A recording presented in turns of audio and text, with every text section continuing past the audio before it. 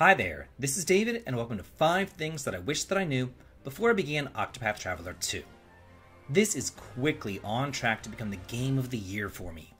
Many times nowadays whenever I play a modern RPG, I kind of burn out on them, and then I wish that I was instead playing something from my childhood.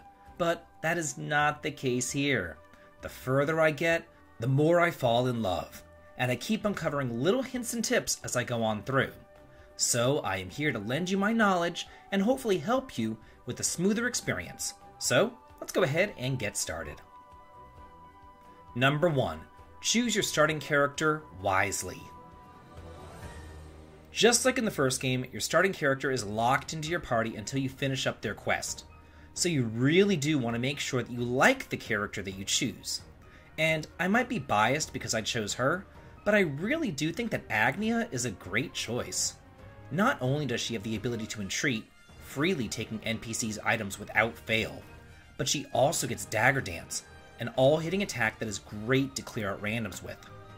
Oswald the Scholar is also another fantastic choice, as he's able to clear the screen with 3 different elements, and he can reveal enemy weaknesses, which is just so incredibly helpful. Casti the Apothecary is useful to have around as a cheap healer, and she gets a screen clearing ability with her axe attack. Not to mention that her concoction talent is really useful as well. Temenos the Cleric is another really good healer, and he has an all-hitting light attack, which a surprisingly large number of monsters are susceptible to.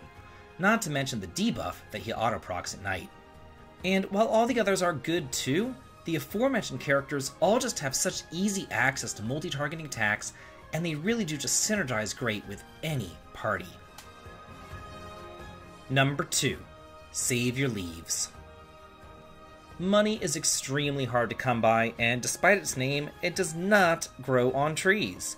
If you think for 1 second that you can outfit all 8 of your characters with the latest gear from each town, guess again. You'll be hard-pressed to even outfit your main party with the best gear. So what I would say to do is just ensure that your main character has the best equipment that they possibly can.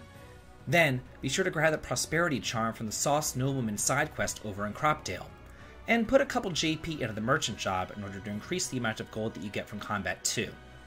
Then, be sure to entreat with Agnia constantly. Pimp that bitch out.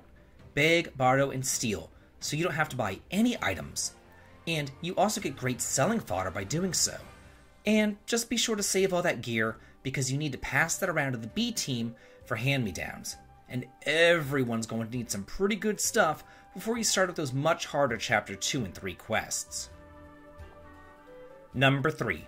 Spread your wings and explore in your teens. Once you finish up your starting chapter, you might be tempted to gather up 3 other members and create a main party of 4, and then just move on to the Chapter 2 quest, but do not do this. Remember, bosses are really hard here, and there's plenty of time for those harder quests later. So set yourself up for success by spreading your wings and exploring as far and as wide as you can go. Go in all of those teen-level zones and collect all the delicious treasure for those ever-important hand-me-down equipments.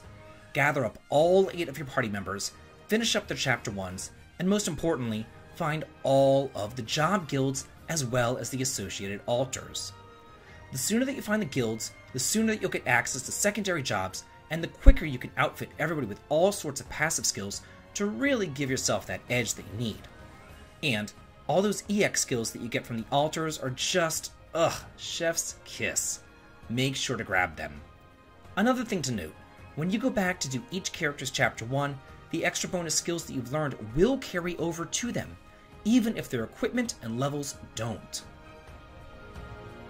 Number 4. Take advantage of Hikari. Hikari, the Hikari warrior, is easy to just kind of sleep on. He's powerful enough as your resident fighter, but everybody's powerful here. So the real way to unlock his true potential is through those challenges. And yeah, you might think that it's more trouble than it's worth, but with just a little bit of time and effort, you can elevate him from plain Jane warrior to kick-ass blue mage jack of all trades. Every time that he challenges an NPC, he can gain a new skill, and he can have up to 5 skills equipped at any one time. So really, his ability actually allows him to know every single trick in the book. While everybody else is restricted to like 1 or 2 weapons, he now has access to every single weapon as well as every single element. And they're not little shitty one-off attacks either. As you get to the towns off the beaten track, you'll get access to all hitting, screen clearing, kick-ass, and take name attacks that you're definitely going to want in your arsenal. Number 5. Listen to the music. Every once in a rare while, the battle music will change, so rejoice if you hear it. It means that you're in a fight with a Kate, the metal slimes of the game. And just like in Dragon Quest, they have very little HP, but a whole ton of evasion, and they will run the first chance that they get. So, how do you deal with these annoying little bastards? Well, there's really only 2 ways to go about it. You could try to exploit their weapon weaknesses and break them, but this is really inconsistent. A much nicer way to deal with them is to spam all those soul stones that you have lying around in your bag. Also, you can use a merchant to summon some guards and kill them that way, or a hunter, and then they can bring in their monsters and kill them that way. You really do need to be very creative with how you deal with these Kates. After you've beaten them, try to use Bewildering Grace and try to double your experience with that too. So if you're looking to grind, be sure to equip the Hunter's 3rd skill, More Rare Monsters, and grab the Kate Powder from Toto Haha, and you will be in the money and rolling in experience in no time. So, that's it for 5 things that I wish that I knew before I began Octopath Traveler 2. What hints and tips do you have to share? Let me know in the comments. And if you like this video and want to cheer on the channel, please consider following me over on Twitter, supporting me on Patreon for exclusive videos and early access to my content, heading on over to Twitch for some streaming fun, or coming on over to my Discord to chat and hang out. The links to them all can be found in the video description. This has been David, and if you like this, please like, comment, and subscribe, and have a good day.